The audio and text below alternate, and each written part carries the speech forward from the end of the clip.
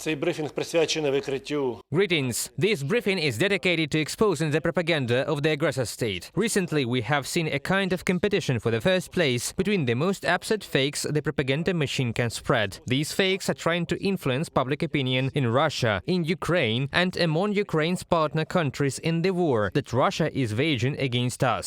So, the further we go, the more outlandish statements and publications appear in Russian publics. For example, the Telegram channel Putin in Telegram reports that an employee of an American non-profit medical company allegedly got in touch with them, claiming that wounded soldiers of the armed forces of Ukraine are being taken to Germany and used as donors for organ transplants, citing one of the allegedly American media, which is in fact also a source and hotbed of fakes and propaganda narratives. There is a current practice of taking seriously wounded Ukrainian soldiers to a NATO hospital in the German town of Landstuhl, where they are used as organ donors. According to the surgeon, the soldiers are evacuated under the pretext of providing urgent care that is impossible on the territory of Ukraine, and then suitable organs are transplanted to needy NATO soldiers and officers. The absurdity of such a publication seems to be obvious to everyone, but it is being spread, and in order to make it more realistic, that is, to legalize it, they use an allegedly existing American publication. Although, in fact, there is no such publication. It is just a special page on the internet where the necessary information has been legalized for Russian propagandists in similar ways. Another absurd and false report in the Russian media is the statement that the Ukrainian president is allegedly preparing a plan to escape to the United States. An employee of the American Secret Services leaked information about the preparation of a shelter for the Ukrainian president. At the same time, if you pay close attention, there is not even a single name of such an employee, as they claim, existing. It is just an anonymous person who posted a message on YouTube about a plan being developed by the US government to protect Zelensky's family starting in the spring of 2024. In other words, a fake is deliberately thrown into the media space and it is delayed in time so that no one can check it, because it seems to have not yet happened. But in fact, the mention of specific numbers, dates and details should give the fake a certain credibility. In his audio message, the agent claims enormous expenses and the involvement of a huge number of employees to protect and provide accommodation for the Zelensky's family. A mansion in Florida worth $20 million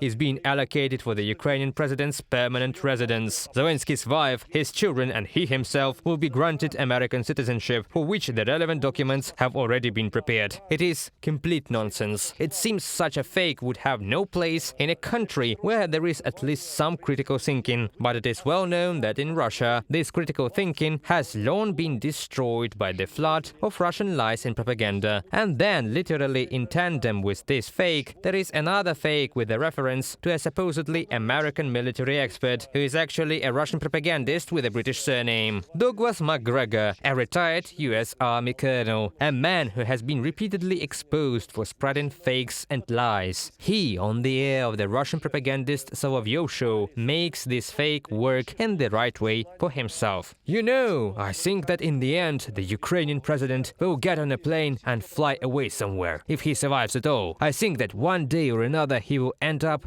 with a hole in his head anyway. A direct threat to the life of the Ukrainian leader in the media source controlled by Russian propaganda. Such statements have been made on this platform before, and now they are presenting this scenario as an alternative to the Ukrainian president leaving Ukraine, allegedly to live in the American villa. It is complete nonsense too. We are obliged to stop this fake, showing that Russian propaganda is very poor in its methods, but they still have their audience. Another piece of information is about the fact that Soros' son, Alexander, has agreed with the Ukrainian authorities to allocate 400 square kilometers of land for the burial of hazardous waste. Ukraine will indefinitely and graciously hand over the lands to American companies for burial of hazardous chemical, pharmaceutical and petroleum waste of production facilities. We are talking about Ternopil, Khmelnytsky and Chernivtsi regions in western Ukraine, famous for fertile soil. Absolute nonsense as well. The document that is being presented is fake. At the same time, they illustrate this fake news with documents in order to add credibility to it. And of course, the purpose of this fake is to sow disbelief in the support for Ukraine from the side, including Alexander Soros, who recently visited Kyiv and met with the head of the president's office, as well as Ukrainian civil society and parliamentarians.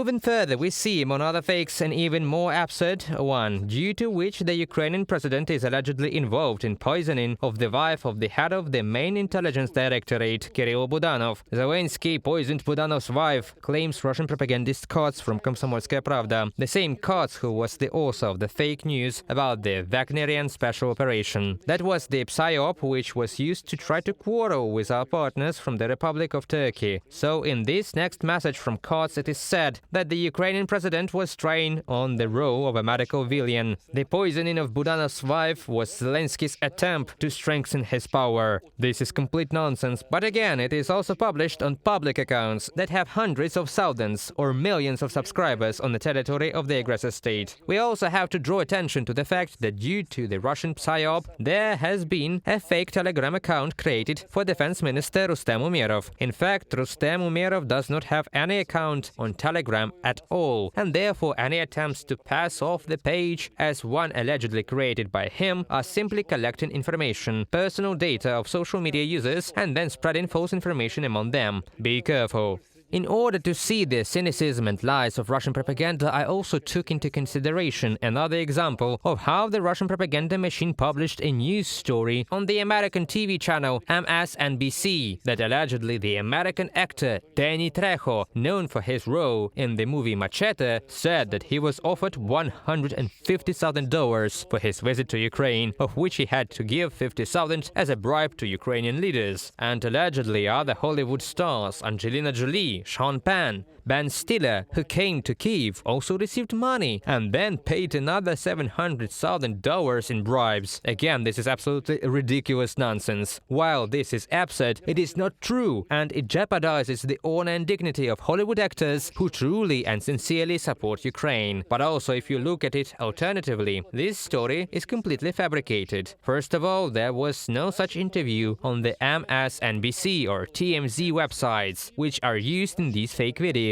as the primary source of statements by Danny Trejo. Secondly, the video footage used to illustrate these statements is actually from archived videos from 2019. Moreover, the actor himself publicly declared his support for Ukraine after Russia launched a full-scale aggression. We understand why such stories appear. That happens, of course, because it is offensive to Russian propaganda that world stars are supporting Ukraine, while they are forced to choose propagandists who have criminal records to support Russia. For example, a Russian propagandist with an American surname, Scott Ritter, who had a criminal record for pedophilia and now is presented in Russian media as an expert and former US intelligence officer. Speaking of propaganda and fakes, we have to pay attention to the way in which the statements of former Ukrainian President Poroshenko are actively used by Russian propaganda now to show the absence of democracy in Ukraine and the alleged existence of internal contradictions. This refers to how the former president was unable to travel outside of Ukraine. According to the Russian propagandist Solovyov, ex-President Poroshenko complains that he was not allowed to go on a business trip to Poland and the United States on the instructions of the office of the current head of state, although he had the necessary document from the chairman of the Verkhovna Rada. Several of the theses that are mentioned here are untrue. First, the business trip document was called off. Secondly, the president's office did not give any instructions to do so. Thirdly, all this is an internal matter of the parliament, which has to decide within its legislative body, within its walls, who can and cannot travel outside Ukraine on business trips. And finally, the statistics provided by the chairman of the Verkhovna Rada, Ruslan Stefanchuk, show that representatives of the party headed by Petro Poroshenko have serious privileges in the number of trips abroad. For example, they go there more often than representatives of the ruling party, and some of them spent every fourth day abroad after the beginning of the full-scale invasion. For example, Ivana Klimpush-Tsenadze, the head of the Committee for European Integration, has had 31 business trips outside Ukraine since the beginning of the full-scale invasion and has spent 172 days abroad out of 648. Irina Gerashchenko has had 19 business trips lasting 101 days. Artur Gerasimov has had 18 business trips lasting 128 days, and so on and so forth. force. In other words, by playing the card of internal confrontation, representatives of the Ukrainian parliament are actually helping Russian propaganda to convey the narratives they want, both in the internal Ukrainian political space and outside Ukraine. And accordingly, with their careless statements, they are consciously or subconsciously